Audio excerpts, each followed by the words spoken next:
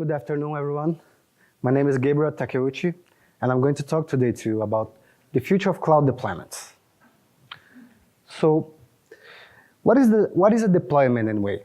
So, most people think of a deployment as the act of copying an artifact, your application artifact, into production or into any given runtime environment. But for the purpose of this presentation, let's define a deployment as the whole process of taking the code through all of the testing, alpha testing, UAT, and then into production. So it's the whole cycle, actually. So if we think of a deployment like this, then we can think of what are the values of a good deployment, right? So it should be easy to perform, right? Of course. It should have the least possible overhead. So as we have several steps, every step should be easy and lead to the least possible overhead. It should cause the least possible downtime, or preferably no downtime at all. And of course, it should cause no flaws. So we're going to start talking about some aspects of deploy. First, we're going to talk a little bit about scalability. And for that, we're going to walk through a brief history of cloud computing. Then we're going to talk about hardware and infrastructure abstraction. So from bare metals to containers and beyond. And then we're going to talk about a little bit about the bleeding edge and the future. So in the beginning, he created darkness and light. But light actually was a blinking LED of a server in a dark room. So they saw that it was good. It was a very simple architecture, it was very easy to maintain, and easy to deploy your application, right? But later, they found that this structure had some issues. First, it doesn't scale, so as your user base grew, the application, the server wasn't able to handle all of those requests. There's no redundancy, so if your server caught fire, well, you're out of business. And there are some development and production difference that can cause the famous works on my machine syndrome. So next, there were the on-premise data centers. So now we have much more computing power, and it's possible to add redundancy. And it's also possible to scale. It's just a matter of adding more servers, right? But with that, the deploy became much more complex and error-prone, because as you have much more servers, it's hard to make sure that every server is configured in the same way and that you have a homogeneous environment. Also, if one of the servers fails, it's harder to detect which one failed. So the hardware is much harder to maintain, right? And infrastructure is much more complex. You have all of those cables and boards and everything. Also, the solution is limited by the facility size. So at some point, you won't have physical space to add more servers. So you would have to add another room, another building, and so on. And on scale up, idle servers will continue to waste resource. So that means if your demand just goes down for some reason, then you already bought the servers and you already have all of that hardware. And it will cost you energy, or just the fact that it's idle there, it's a problem because it's going to suffer depreciation and so on, right? So the market saw an opportunity, and then they created then we have the vendor data centers. So we have large data centers provided by several vendors. And using that, the complexity of hardware maintainability is outsourced, right? So it's not that all of those problems that we mentioned before doesn't exist, but now they are someone else's problem, right? And increasing computing power is just a matter of hiring more servers, and downscale is possible. So all you have to do is work out with your vendor, and you can downscale, and it's fine, right? But also this solution has some shortcomings. And the worst of them is that you are now dependent on the vendor IT team. Actually, I passed through a problem in the past that I needed to open one single port in the firewall for my application. Just a port. So what do? You call a vendor, right? And that request took longer than a week to be fulfilled. A week to open a single port. So it's really a big problem. And that's because the vendor IT team has a limited team size, right? And there's a line. It's not that they don't want to help you, it's just that there's so many more requests in their line. Finally, we reach the cloud computing. So the cloud computing solution is not just a matter of offering the infrastructure, but on the top of all of the infrastructure, they offer a whole new set of services that allows you to control and manage the infrastructure by yourself. So now, the infrastructure power is restored to you, right? You can do the configuration by yourself. You can, if you want to add a new port, you can go then there by yourself using the cloud provider dashboards and all of their tools, right? So we are now less dependent on the vendor IT team. We're not completely independent, right? If there are any issues with the hardware, then, well, you can't do anything but wait for them. But as most cloud computing providers offer you 999.95% of availability, so you're good, right? And it's very easy using the dashboard. It's very easy to scale up and down, and new servers and remove new servers. So it's like a self-service way of doing things in the infrastructure. And their VM approach to running things makes the OS replication much less complex compared to before. And upgrading hardware is trivial because the VM is not attached, not strongly coupled to the hardware. So all you have to do is go there in their dashboards, click a couple of buttons, and boom, you have your VM running on a new server, much more powerful than before. So it's very nice. But cloud computing is not all roses, right? There's still the IT management is still very complex. You have to worry about several things: firewall, persistent volumes, AMIs, instance, and all of those stuff. You still have to be careful and take care of that. And what's worse is that the way you manage this varies according with the cloud IT providers. So if you do that in AWS or in Azure, it's not the same thing. So you have to learn everything again. Every time you move to a new provider, you're gonna have to learn everything again, right? And it's a steep learning curve, especially for those people that were used to the old way of doing infrastructure. It's completely different, right? But so far, it's the best that we can get in terms of infrastructure. In terms of providers. So let's do a quick review until now. So we still have a complex IT management. So there were some improvements in replicating the production environment in the development environment because of the VM approach, right? But application deployments are still very complex. And as you add new servers, the complexity goes up. So looking back at the values of our good deployment that in the beginning, so is it easier to perform with using cloud computing?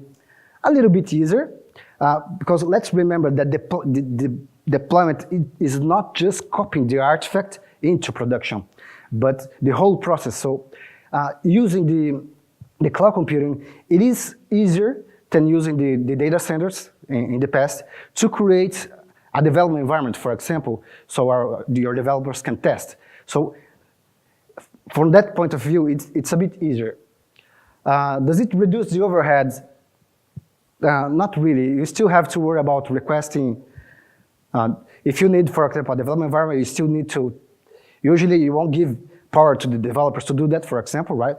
So they're gonna have to ask the IT team, and the IT team, they have a line, even in your companies, right? And it's gonna take some time until they provide the infrastructure for you. So still, there is still overhead in this process. As for the downtime, right?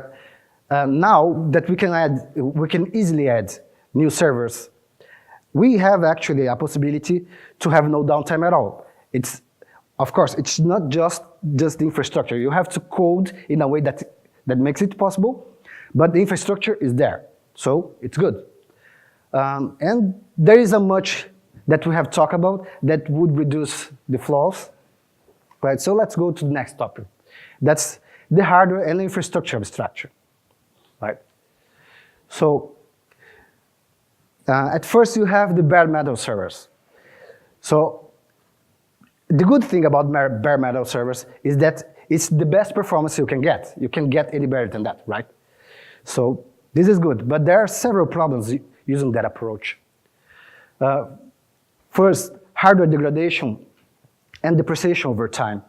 So, and it's not easy to replace the hardware after you, not so simple to replace the hardware by another one, for example, right?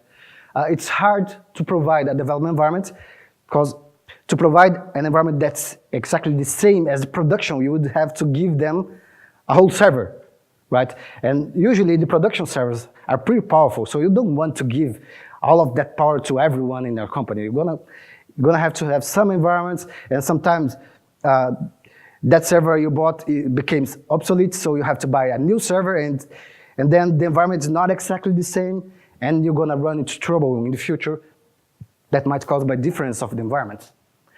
And the other problem is that the application relies too much on the underlying operating system. So any change in the operating system might cause the application to break precisely because we can provide an environment like this one to our developers, or we have a limited amount of purchasing power to do that, right? So we have now, then came the virtual machines, which actually solves this problem completely in terms of providing the very same environment. Because the virtual machines I'm talking about here are VirtualBox, VMware, and other solutions like that. And this approach goes into simulating the whole hardware, right? It's like a whole new computer, a whole new server for you. And in that way, it's completely decoupled from the hardware, which is very good for you to provide an environment to your developers. So you don't need the same amount of processing power. You can run a more modest machine, for example, and sometimes even in the developer machine, right? And it's very easy to back up all of that environment, very easy to replicate across servers and so on, which is actually makes the cloud computing very powerful as well. But virtual machines have some problems because they try to imitate the hardware. So it actually has to follow the same life cycle of running in a hardware. So you have to boot the virtual machine, just like you would have to boot a server, right? And sometimes booting is not so quickly, right? It might take a couple of minutes depending. As it tries to imitate the hardware, there are several layers of abstraction between the disk, the persistence, the network, and every host resource, right? So that can cause it will make the performance drop on that, and it's usually big and bloated, right? Because of that, we have to pack everything. So to address, especially this kind of problem, the containers were born, especially Docker, as most of you probably know, but there are others like RKT. And the containers, instead of trying to imitate the whole hardware, it abstracts only the operating system, mostly in the sense of the dependencies of the system and tools and things like that. So you have most of the advantages that you have on the virtual machine, that you have the same, at least from the point of view of the operating system and the access to the hardware. Everything is abstract to you. But now, as the container will run on the same kernel of the host machine, right? So you don't have boot time, for example. It's actually instantaneous. You just go there and less than a second, you have a container running, right? Because it doesn't try to imitate everything, it's much smaller, much easier to replicate. And using this, it's much more easy for you to provide the same environment that's going to run in production to developers, to testers, and everyone else in your company, right? Not everything is good, right? But there's a steep learning curve. It's completely different for the other approach, and if you want to do it right, you're gonna want to learn about, for example, Docker files and ways of declaring the way your system instead of just doing that manually, right? And compared to virtual machines, it is still running. There are a couple of dependencies on the running host, on the host, because it runs in the same kernel. So if you run a Docker container in CentOS or Red Hat or Ubuntu, okay, most of the time it's going to work, but not 100%. There are a couple of networking differences that might cause you trouble, okay? And it can be used for gaming, but, well, what to do? I have here a sample of a work that we have that we did in the past. This is the Docker file to run the Liferay portal, the vanilla Liferay portal. And actually, we have several layers, but the file I'm showing here to you is the declaration of everything that we need to do to run the Liferay portal on a Docker container, right?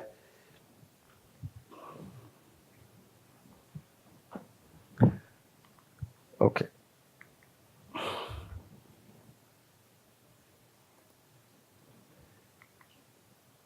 Sorry. Still running. No.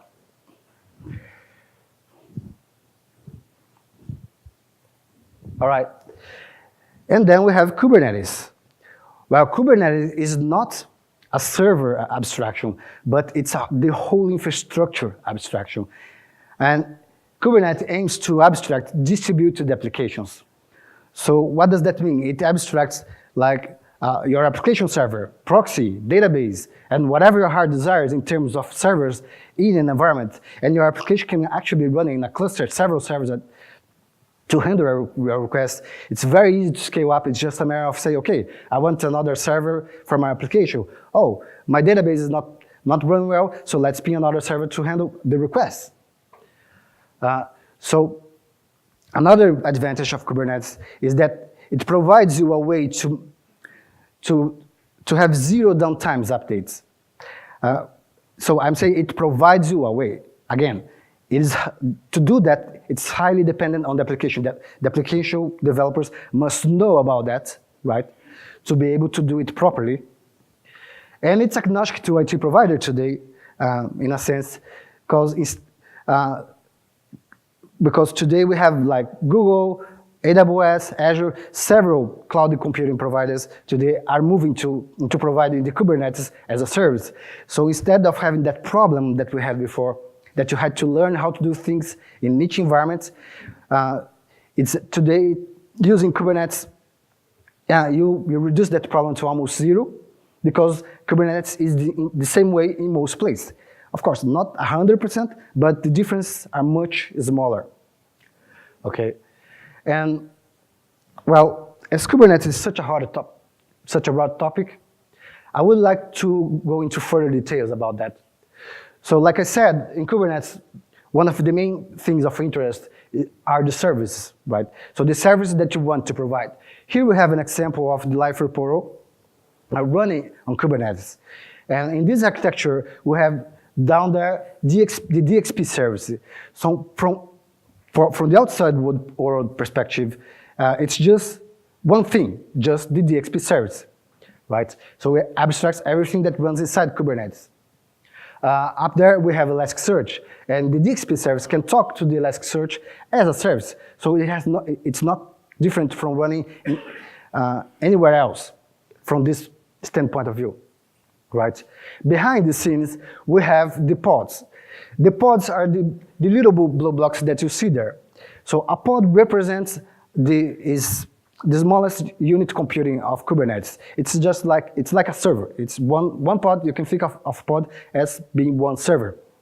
In a server, you can run only a single application, like For example, we have the Elasticsearch master and the data and API, right? And you can run multiple applications. Down there we have the DXP portal running behind the proxy, right? So, and who does all of this magic for you? It's the master. So the master is something that you won't have to deal directly, but you just have to know that the master does all of this magic of making this abstract for you. So when you want to spin up a server in Kubernetes, what do? You create a file that describes the deployment, and you say, okay, I want to run 2 instances of this deployment. The deployment can be, for example, the application and the proxy. And then it's just a text file, and you submit that to Kubernetes, and who's going to take care of that request? The master. The master will work out with the file. It will work out with the service provider infrastructure, right? And it will provide everything that your server needs to run your application, okay? I have some code examples for you too. This is Kubernetes running the portal. So as you can see, we have here a deployment description. Up there we have the replicas. Replicas is the amount of service that you want to run, okay? And in this particular deployment, I know it's a little small, but I can show you later if you want to, okay? We have the HTTP proxy described and the portal. Here we have description of the service, and this last file is a description of some of the infrastructure that we need from the service provider. In this case, the storage, because when you are running several instances of a portal, you want, for example, the media directory to be shared across all of our servers.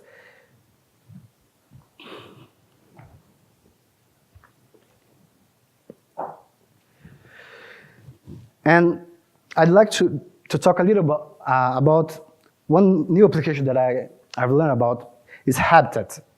So you have heard, some of you may have heard, probably heard about the DXP cloud and everything. So what you're going to see here is pretty similar, okay?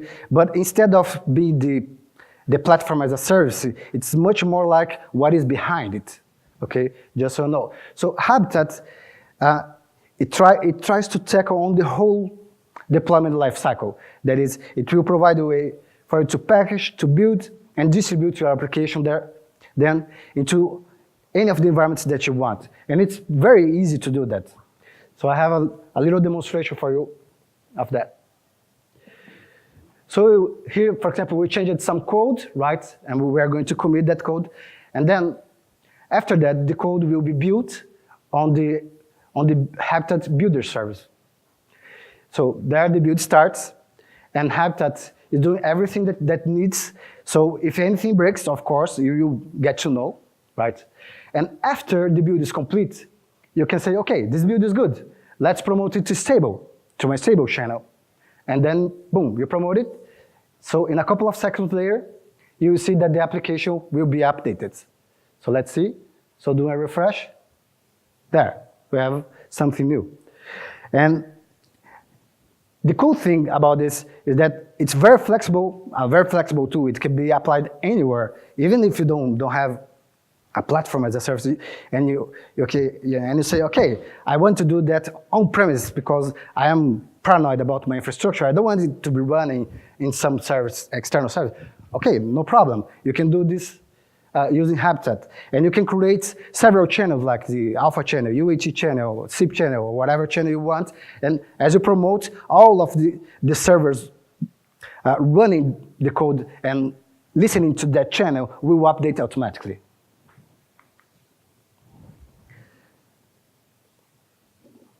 So let's do a quick review now. After we saw all of that, we see that having a higher level of abstraction, it will lead to reproducible environments, and it will reduce the gaps between the development and operations.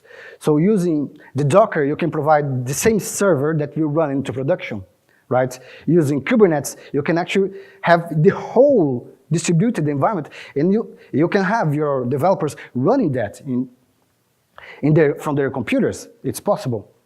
So now we have almost everything. We can reproduce almost everything to our developers. And looking at the developers of a good deployment, now we can reduce the overhead because using Kubernetes and services like Docker and services like that, you can give the developers a way to do that by themselves. You don't have to ask anyone to run a container in your computer. You just go there and run, right? We still have the least possible downtime, but we had that before, but let's see, we still have, using Kubernetes, for example, you can set up a cluster and have a zero downtime. And as you reduce the gaps, well, I'm saying cause no flaws. Well, of course, that's a lie. It's a white lie. You can reduce the amount of flaws due to environment difference, right? Because everything is much more ready to be provided to everyone in the cycle, right? So what is the future of the deployments anyway? There, right? Is it Kubernetes, Habitat, or what? Well, as a matter of fact, it isn't.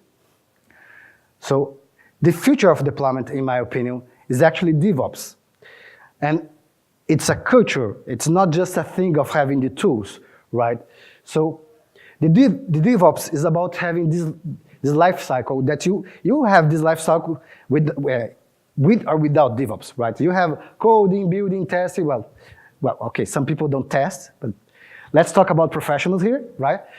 Release, deploy, operate, okay. So all of these you have everywhere, but the DevOps is about making this running faster and filling the gaps and making, and a definition of DevOps would be, it's having the developers, engineers, and operation engineers working together for the whole life cycle of the service, right? So as they work together, every transition here is smoother, and you can provide the environment, the production environment at all times, and reduce the amount of flaws and make everything goes faster. Okay, and actually here at Liferay, we have something to a little contribution to that. That if you don't have your environment ready, there's a concept called one-click config that will set up everything for you from the beginning. So if you want to develop, to make deployments good, you have to raise the DevOps awareness in your company, right? And the devs should be aware of the deployment environment, right? So they can test the applications and make sure that it will work in production. They should be aware of the build environment as well. Why? Because they don't want to make make small mistakes that can cause the whole process to slow down, right? So you can make sure that your build will work. And the ops, they should be aware of the application. They should understand the configuration and the environment, again, to make sure that it's running smoothly and to know how to monitor your application, right? And they should make infrastructure reproducible. Why? Well, we just said that we want to provide infrastructure to everyone and to every environment and to make sure that it is the same infrastructure, right? So one way to do that is using what is used to be the development tools in infrastructure. And you can do that using infrastructure as a code. So instead of doing all of the infrastructure configuration by hand, you can write recipes or Terraform files or whatever, and make sure that this code can go into GitHub, you can do review, and everyone that's coming to the team can just, instead of looking at the server, they can read the code and know how the infrastructure works. So DevOps is about having everything together. Not just the tools, but you have the people, and the people must have the mindset. Because if you don't have the mindset, all of these fancy things that we saw here, it won't work. Doesn't matter, right? So why should you care about DevOps? Because DevOps is about having value deployed faster to your customer. And if you do it faster, then you stand up against your competition and arise, and you'll be able to do that in a more efficient manner manner, and faster with less errors. Thanks, everyone. Hope you enjoyed. Any questions, please feel free to do now. We don't have a lot of time, actually 8 seconds. But you can look for me, and I'll be glad to ask your questions.